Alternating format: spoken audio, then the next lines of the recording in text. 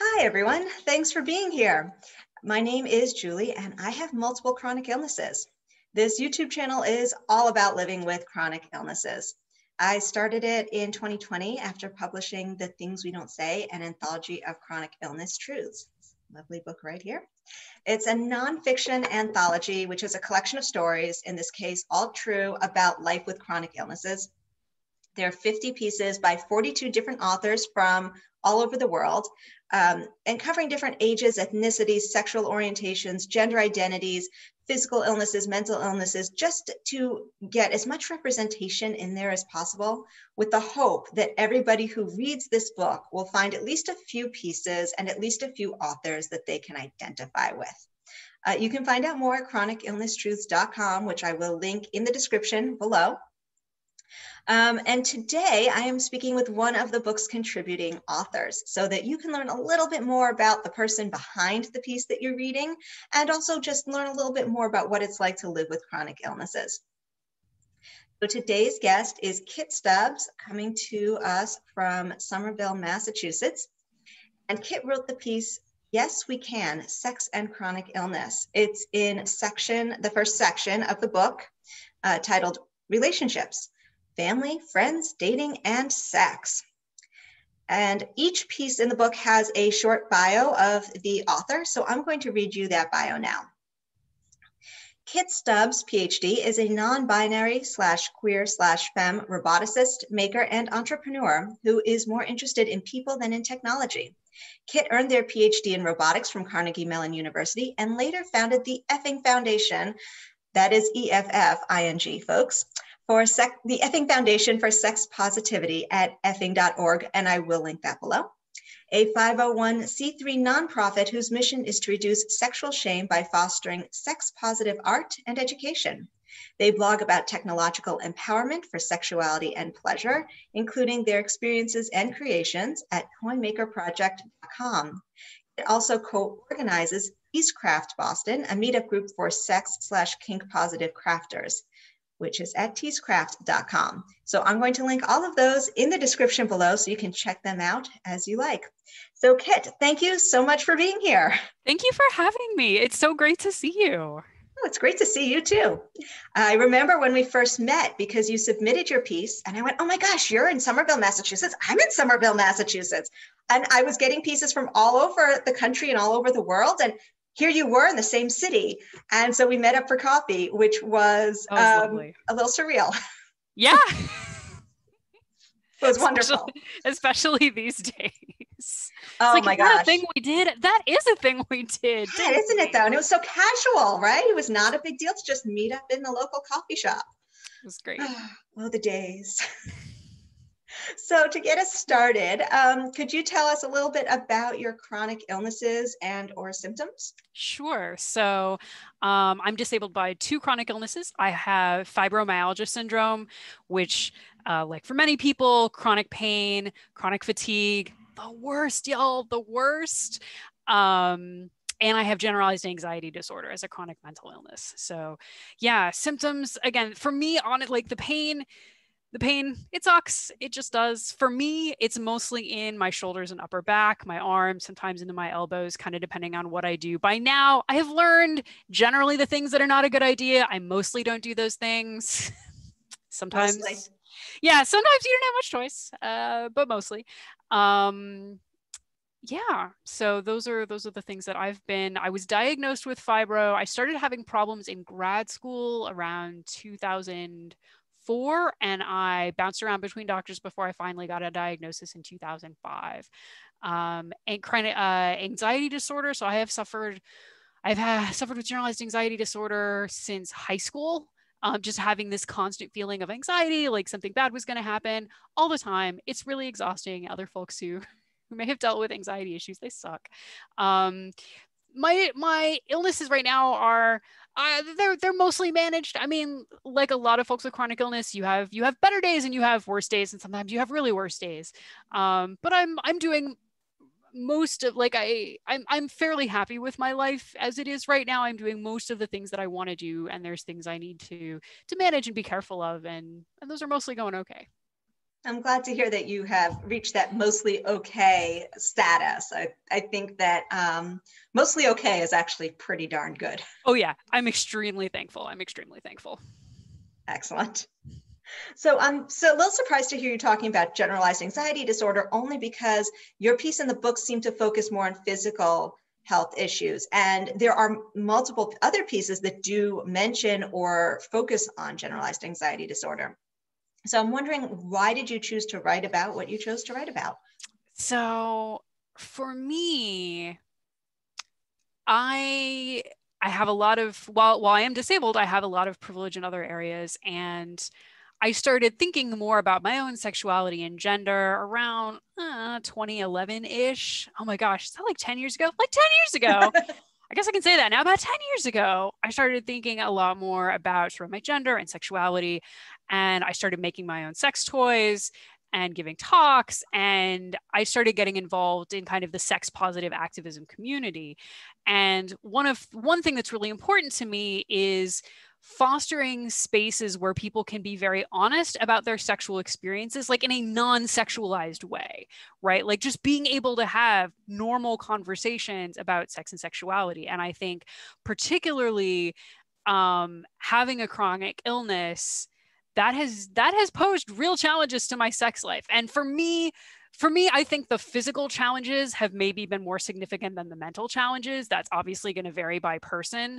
But for me, given that my illness has had a huge impact on my sex life, and wanting to tell that story and to invite other folks to think about their own sexualities or the sex lives of their friends or their partners who may have chronic illness. No, I just really appreciated the opportunity that you created in making the book to be able to kind of share that and invite us to have these kinds of conversations. You know, I find it interesting you said that, because that was my feeling when I read the piece. I think that sex is such a human act, and not everyone wants to have sex, and that's fine. But a large number do, and yet it's considered a taboo subject in so many cultures. So we have this thing that people often want to do that is pretty natural for most people, but we're not going to talk about it. And I had people ask me, more than one person asked me after the book was published, why did the first two pieces talk about sex? And I went, do they? I didn't realize. Because the first piece I don't think of as talking about sex. It's talking about a condition where the pain is in the genital area. And so the author speaks about her difficulties having sex due to pain there. Your piece I think of as being more about sex. And I did intentionally put that near the front of the book because I wanted to set the tone early on that this is all about acceptance for everybody.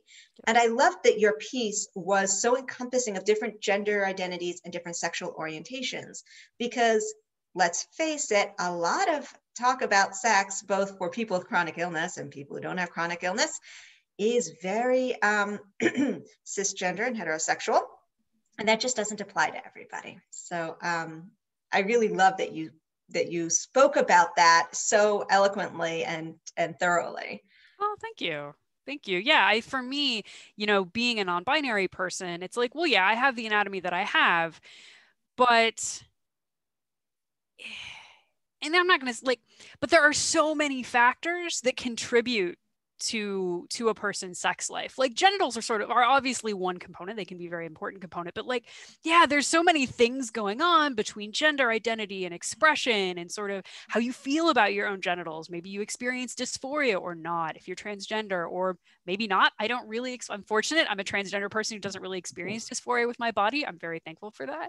But yeah, I try to write, and whenever I'm writing or talking about sex, I'm not perfect, but I try to approach it in a way using language that's inclusive and flexible, because I don't know every person in my audience and what their preferences are and who their partners are and what their body is like. But there's still a lot of things that we can talk about.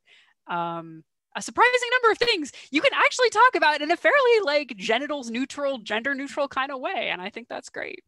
I agree. And I like that you touched on other forms of intimacy, because I think that so often there's this pressure to have what is considered sex, which is often intercourse, And I'm gonna avoid specific, yes, Yep. I'm gonna avoid specific language here because of YouTube stuff. But yes, that is often considered the only form of sex, and that's not the case. And I think that it is so important to recognize I might be tired and can't do anything more than kiss or cuddle, and that's okay. Yes. Yes. I mean, for me, a lot of it was learning to listen to my body and giving myself permission to just to not have sex, to not focus on one specific act, but instead to figure out, well, what am I up for? Maybe kissing and cuddling is what I have, but that can very much be a moment of intimacy between me and my partner. And that's something that I can still enjoy and treasure,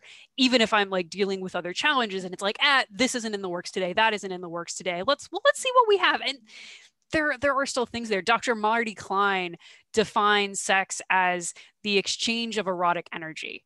And that I like to say, well, okay, let's talk about the consensual exchange of erotic energy. But like thinking about it as this kind of energy exchange, that's great because it doesn't tie it to specific acts. It doesn't tie it to specific bodies or sexual orientations or identities. It's just like, yeah, I'm going to have this kind of intimacy and connection with someone I care about.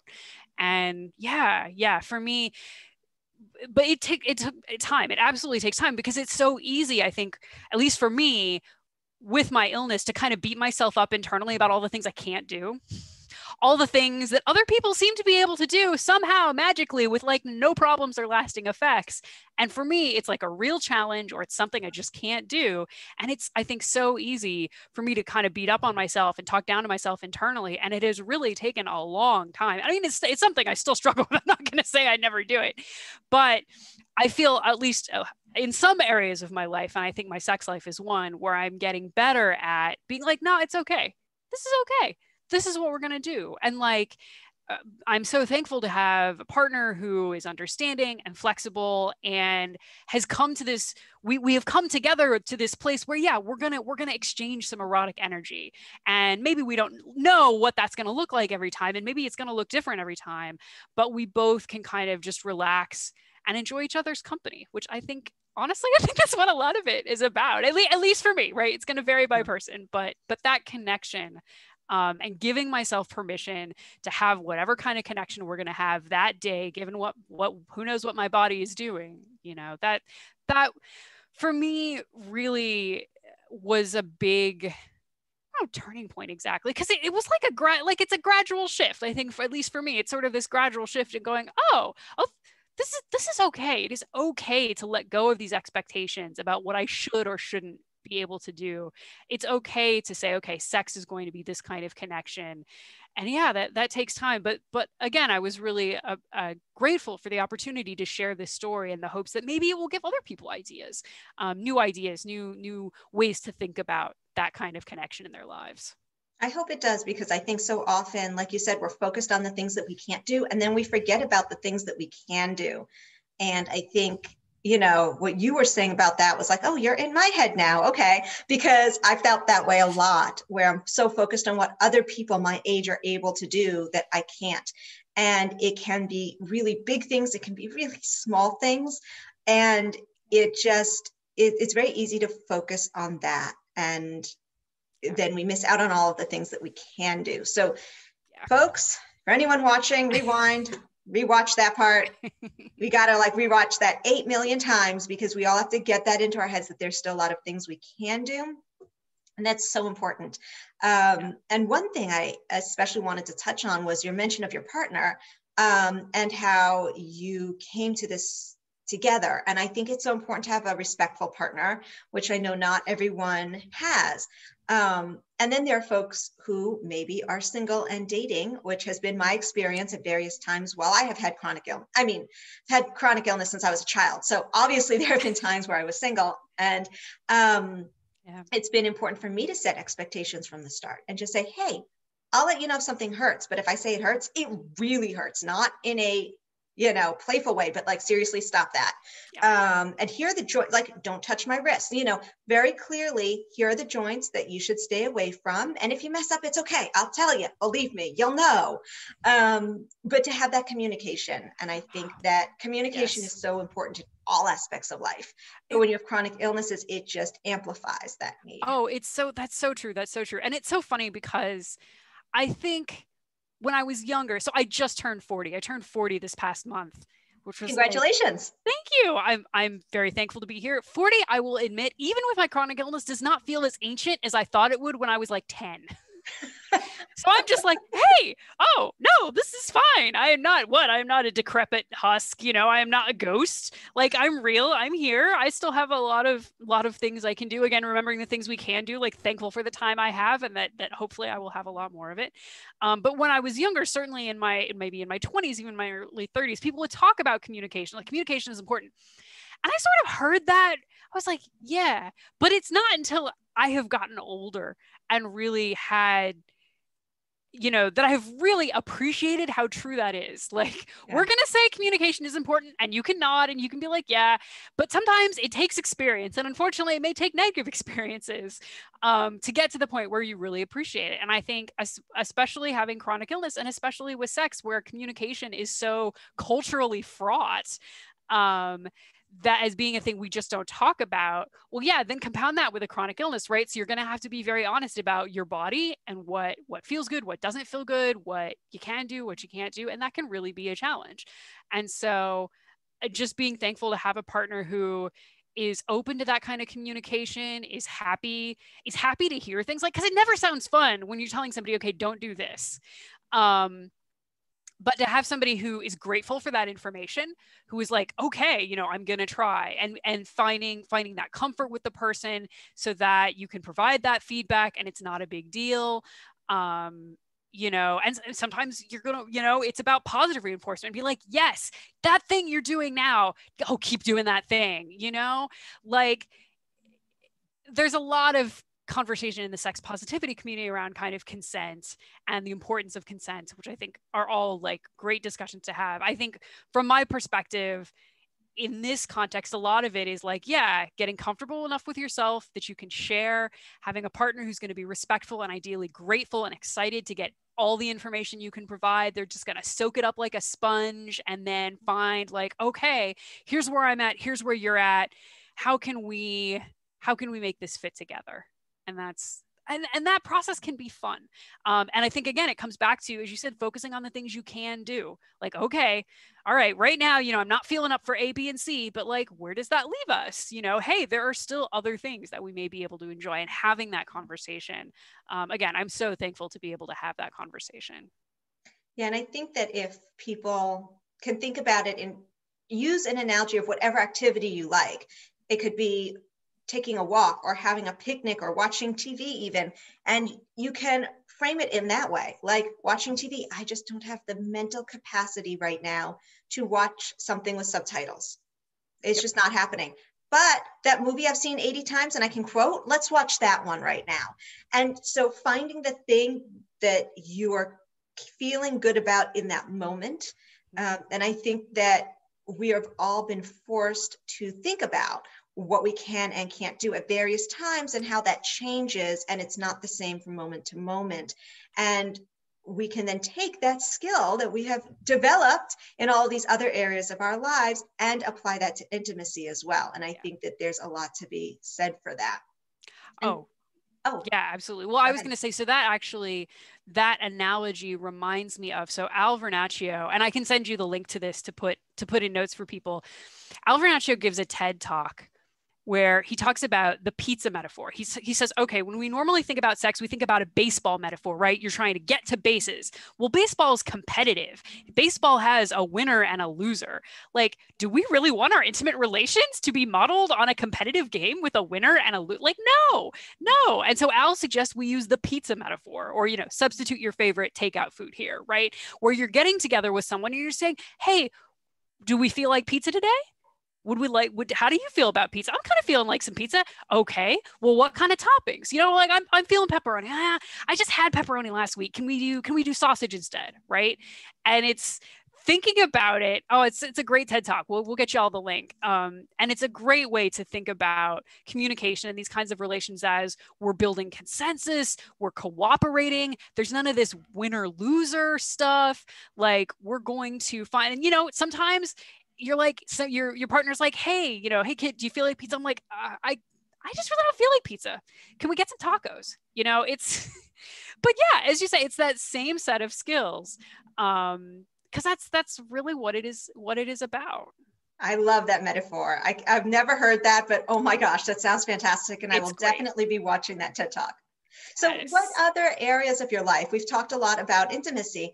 What other areas of your life do you feel have been impacted by chronic illness? And I understand that you could sort of say all of them, but are there any particular things you feel like you might want to call out at this point? It's true.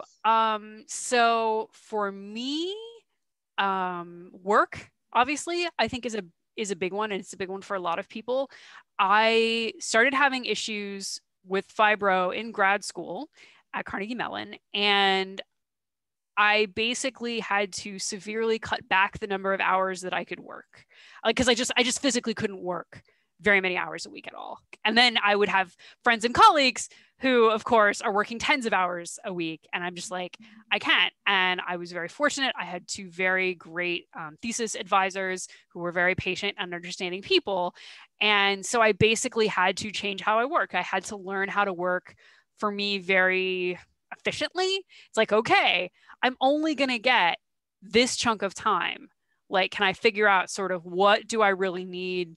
What have I got to fit into that chunk of time? And it's not easy, and I'm not perfect, and I'm still not perfect at it.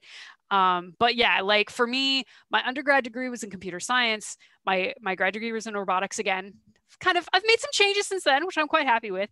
But still, a lot of what I do is based on the computer, right? I'm writing emails. Like many folks, I'm writing emails. I'm making documents. I'm making spreadsheets, and I can only use a computer like seriously, like typing and mousing for 45 minutes at a time, and I can maybe do that 3 or 4 times a day if I'm lucky. That's it.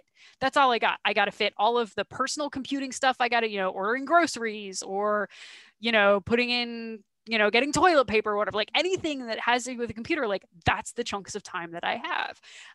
So I don't spend a lot of time on Facebook or Twitter. I don't there's a lot of things that sometimes I wish I could do. I'm on some chat channels, but I'm also not super active because I kind of can't. There's the things I have to get done for the household to run, the things I have to get done for the effing foundation to run. And, I'm not going to lie. I miss the days when I could sit at a computer and code for hours, and just get all the shit done. Man, I miss that whoa. But I'm at where I'm at, and I'm thankful that I still have some computer time, and that I can still get things done. Is there always more work to be done? Yes. My therapist is helping me. It is a constant struggle to still make peace with the fact that there will always be more things to do than I can do in a day. It turns out, like always, and being able to kind of learn. And it really is a struggle to chill out about that and be like, look, I did some things today, or someday it was a tough body day. And it's like, well, I didn't get much done today, but that's how, okay, but it was a day. I was here. I made it through, and we'll see how things look tomorrow. So yeah, that has probably been one of the biggest changes for me. Yeah, that sounds really difficult. And I was amused, though, that your two main examples of household things with the computer or personal things were groceries and toilet paper, which shows how much of this pandemic mindset we're all in. That and I'm thinking, okay, but what would you have done if it weren't the pandemic? I can't remember. Right? It just feels so hard to remember. And I never ordered groceries online before, but now, and it takes so much more time to order them online than to just go to the store used to take. I could really relate to that, but yep. I struggle also with that feeling like I want to do more. And I have come to realize that if I were healthy and I did not sleep and I had 24 hours a day, I would still not do everything I want to do. Yeah. But I think that my desire to do so much, because I didn't always have that, I think my desire for that comes in part from my disability. Because I feel so limited in so many parts of my life. And then I feel the need to do that much more to sort of compensate. And so that's where I struggle. And I've been working on that. And I've been making progress in the last month or so, which is a very difficult thing, especially because as the book was coming to be published, I put so much time and energy into that every day felt like there was a thing that really needed to be done. And normally I can say, well, if I don't do it today, it's there tomorrow. And it would be. But if I didn't get those changes to the formatter, that was going to delay publication. And so I had deadlines, self-imposed, but deadlines. And I really had to dial it back because I couldn't keep that up for any period of time. Even though I still wasn't working on it every day, that still wasn't an option. I was doing more than I had been. So now dialing it back and saying, you know what? I've done enough today. I'm going to go read a book for an hour. That is what I get to do now. And only light, fluffy, fun books during the pandemic. Well, okay, 95%, but still. I'd say I fall about there too.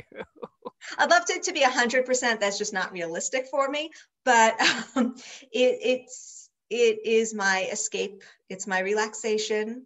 And yeah, so I think that it's common for a lot of us to feel that need to do more stuff. If I can just get that, like, nope, not happening. Nope. I know that this is my energy for the day, is doing this, and I am going to be completely done after this. I will want to do more things. I have a list of more things waiting for me. And I looked at it right before we started and said, yeah, that's not going to happen. But maybe, no. But maybe, no, just now. By the way, I'm going to take a quick moment to say, folks, if you're enjoying this video, please take a moment to hit the like button below. And while you're at it, hit subscribe so you will find more videos about the authors that I'm interviewing and anything else that might appear on this channel. That's my plug. Okay, so you wrote about your basically how to have sex while living with chronic illnesses. And I love, by the way, that it was not specific to one condition, but it touched on handling multiple types of symptoms. What other kinds of writing or art or other types of media, I guess, have you done? Oh, goodness. And are any of those focused on chronic illness? Oh, my goodness. Well, let's see. I'm like, well, mostly these days I work. The foundation keeps me very busy. So we're a fairly young nonprofit. And so it's like a startup. And that has honestly kept me very busy for the last while. I do, when I get a chance, enjoy getting to present on gender and sexuality issues. If you go to toymakerproject.com, you can find videos and slides from a number of my past presentations. And that has been something that I really enjoy. Again, kind of holding space for folks to talk about questions about sex or about gender, especially because these are topics that can be really challenging. And, you know, people don't want to offend other people. You don't want to make a mistake. And so when I have the opportunity, which I can't, you know, this is not something I would have the energy to do every day, my friends. No, I could not. But occasionally when I have that opportunity, I really enjoy getting to, you know, share some of my experiences and answer questions around sort of gender and sexuality. That's been really fun.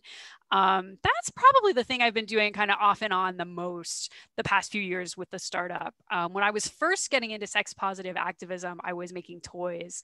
And that was making my own custom sex toys, and that's really fun. If you go to my blog, there's a projects and DIY section. You can check out some of that. That's been really fun.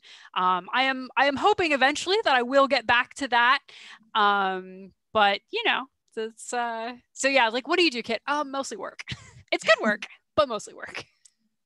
So it's interesting to me that when I asked you about other writing you've done, of course, you spoke about this thing where you spend most of your time, and I've worked at startup nonprofit, so I understand how all-encompassing that is. I totally get that. But it did make me wonder if you can remember way back, because it took me a long time to publish this book. What made you want to be involved in this book? Because this is focused on chronic illness. So I was really excited to find out, and I'm not entirely sure how I originally found out about the book. Actually, I've been trying to remember, and I'm like, no, I don't remember. It was too long ago. I don't remember how I found. Probably maybe over Twitter. If somebody had probably posted something to Twitter. Sounds like a thing that could have happened. And I was really excited to participate because there are, you know, not a lot of folks who are comfortable talking about sex and sexuality in a public way, which I totally respect. There are many reasons why people can't do that, which is but I have this privilege, right? That this is a thing I can talk about. And because I'm at the intersection, having this chronic illness identity, I thought, hey, here's maybe something I can bring to the table that maybe other folks may not have the same comfort level or opportunity to do. And so, you know, as it's like, hey, look, here are some of the lessons I've learned in this area where, again, we just don't have enough chill conversations where people get to think about these things and talk about these things, that I was really excited to be like, look, yeah, this is how my chronic illness has affected this part of my life that's very important to me and is important to many other people. And so, yeah, I just was so excited to have the opportunity to participate. I think I feel like I'm very thankful to kind of be in this rich niche where I can be like, yeah, I talk about sex. I kind of talk about sex for work. Like, I'm not a full-time sex educator. That I do know many of them. They're fabulous and wonderful people, but especially kind of being in the sexuality space and having a chronic illness, I felt was something that I really wanted to have the opportunity to share, both for other folks with chronic illness or for the people who care about them. That's fantastic. It makes me wonder too, because you didn't know me and anything about me going into this. So when you submitted your piece, were you worried that you'd get pushback because of the topic, or is that not really an issue, or was it too long ago to remember? Having met you, I don't know. I didn't, I think I got the sense from what you had said about what the anthology would be, that it was going to be really open to many aspects of life from folks with chronic illnesses. And so, we're also in the Northeast. We're in a fairly, we're in a part of the country that, relatively speaking, has somewhat more conversations around, say, sex and sexuality than other parts of the country, like where I grew up in Missouri, for instance. So I think I figured my chances were probably pretty good, that it would have a warm reception. And I figured, even if my piece wasn't selected, these were still thoughts I wanted to have written down, and maybe I could put them on my blog, or I could share them in a talk. Like, these were still thoughts that I thought, that I figured I would share in some fashion. And the book really seemed like it was going to be a great venue for that. But if somehow that didn't work out, like, I'd probably be able to find something else, some other place to share these thoughts. But I'm really glad and thankful that Things We Don't Say really came through. And like I said, I still remember when I got my copy and I cracked it open and I read the first story, and I was like, all right, we're not pulling any punches. And then I saw I was the second story. I had no idea. And I was like, wow, like, this is awesome. Just having that acceptance and recognizing that folks with chronic illness have full and complete lives, right? We're entire people. And while, for me, my illness, it's a part of my identity. Like, I'm not going to say it's not. Like, it has had such a huge impact on how I live my life, how I thought how my life looks now versus how I thought it was when I was a kid. And this recognition that we're whole people, this may be a big part of our identities. And that as a part of that, like sex and sexuality, dealing with our genitals and how annoying they may be given our various conditions. And that's all normal, and that's all okay. And yeah, I just appreciate that so much. I'm glad. And I'm glad that the call for writing conveyed the openness, the full acceptance that I wanted it to convey, because that was so important to me. And I was trying to be very clear and say, I want all of you marginalized, like ultra marginalized people, to participate without me having to specifically say that in an awkward way. So I'm glad that openness came across. Absolutely. And yeah, the first story I included, it's interesting because I guess, for one thing, I'd read every piece 80 times, but also there is still this idea for me. I really want to normalize conversations around sexual topics. And so I included it because it was both intense, but also had a positive and heartwarming ending. Very many of the pieces were all positive or all negative, because that happens. And I wanted something that had more of a balance at the start. And I thought the writing was so beautiful. I thought she just knocked it out of the park, to use that horrible baseball metaphor again, but different metaphor. And so but then like I said, is very intentional about having yours next. Like, okay, let's talk about sex and get it out there. And I think that it's so, I've been in rooms where someone will start talking about pain from endometriosis, for example, or horrible menstrual cramps or some other form of pain. And there are men in the room who get very uncomfortable. And I'm like, you know what? We just listened to you talk about the pain in your arm. So if she needs to talk about the pain in her uterus, let's listen. But we are socialized in this way as if there's a problem talking about it. And I don't think there should be. I think we should be able to speak about it the way we speak about anything else with our health issues, where sure, maybe I'm not going to bring up my gastrointestinal distress issues over dinner with somebody. Okay. And in the same way, maybe I won't bring up menstrual issues over dinner, even though it wouldn't bother me, but okay, I'll be respectful. However, I do think there are other situations where we can and should feel comfortable. So the more we can normalize that, I think the better it is for everybody, whether they're experiencing these issues or not. And then if they do experience them, they will hopefully feel less shame coming forward, because so many people have these delays in treatment and diagnosis because they're not even comfortable telling their doctors about what's going on.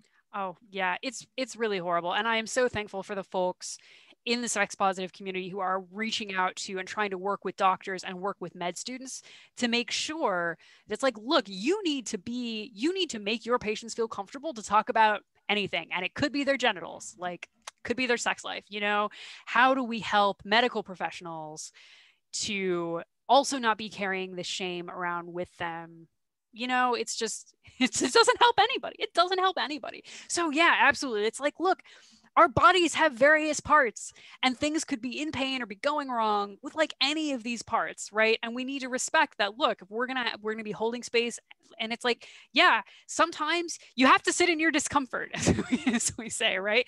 Like sometimes things are just gonna get a little uncomfortable, but like you can hopefully listen, you can sit with it, and like you'll get through it, and it's going to be okay. And yeah, I think absolutely, like making sure that everyone feels comfortable to discuss their bodies, think about their own bodies themselves, discuss with partners, discuss with medical providers, discuss in support groups. Like, yeah, absolutely. It's like, look, having a body is normal, and they're all a little different, and we're going to be dealing with maybe lots of different challenges, and like that's all part of the game. Like, oh no, not the game metaphor again.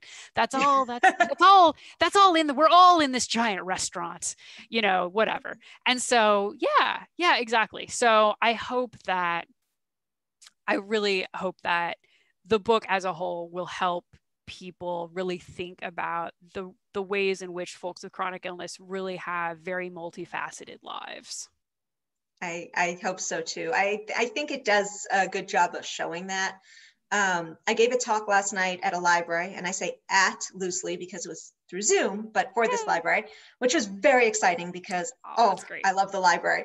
But I started off the talk by saying, I'm Julie, I have multiple chronic illnesses, and a little bit about that, and then saying, and also I forget what I said. I knit, I'm learning to play the ukulele. I love spending time with friends, just to very intentionally point out. And I said, this is to remind everyone that those of us with chronic illnesses are full, complete people. Yes. And so often we are seen as our illnesses, and sometimes we see ourselves as our illnesses. Yeah. And we need to remember we are full people. And this is a huge part of my life.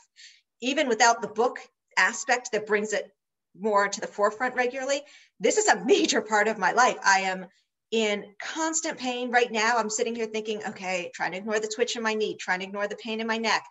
I know I will be fatigued after this. I have to schedule everything in my life around it, but it is not the only thing in my life, even despite all of that. And I think we all need that reminder. And I think that there are a lot of pieces in the book that call that out without even having to do so explicitly, just by discussing who they are. I think all these authors have done a great job of that. Yeah, absolutely. So we are getting to around the time we should start wrapping up. I'm trying to keep these, not too long. So is there anything else that you'd like people to know about you and your chronic illness or anything like that? Oh my goodness. Well, yeah. So I'm like thinking about this. Well, yeah, I love to read. I Okay, when it is safe again, I will be going to WisCon, which is a feminist science fiction and fantasy convention that happens in Madison, Wisconsin. I've helped organize that for a few years. I love it. I love hanging out with other feminist science fiction and fantasy nerds and talking about what we're reading and what we're watching. I watch a lot of anime. I like to play video games, or as what often happens is my partner is often controlling the video game and I'm sitting next to be like, oh, over there. No, your other right. Your other, yeah. But I have enjoyed that for many years. But yeah, like this is I'm proud to be in this anthology, and my sex life is not, it's not all of my life, although now that sex is both in my personal life and kind of my work, it's a lot. It turns out to be a large chunk of vaguely what I'm dealing with all day. But yeah, absolutely. I love to cook when I can. I love having meals with friends, which right now is my housemates, and hopefully someday again will be folks in the wider world. But yeah, just happy to be here, thankful for where I am, and always trying to remember those things that I still can do, and cherishing those. Excellent. I think that's a great note to wrap things up on. So everybody, again, thanks for watching. Please like this video below and hit subscribe. Kit, thank you so much for being here. You and your bear friend, who is just cracking me up in the background. Oh my gosh, he's enormous. But thank you so much for being here and for putting your writing into the book, for sending it in. I'm so glad to have your piece included. Oh, you're welcome. Thank you so much for having me, Julie. This has been a great conversation. Excellent. Well, have a good day, everyone, and I hope you're all doing as well as possible.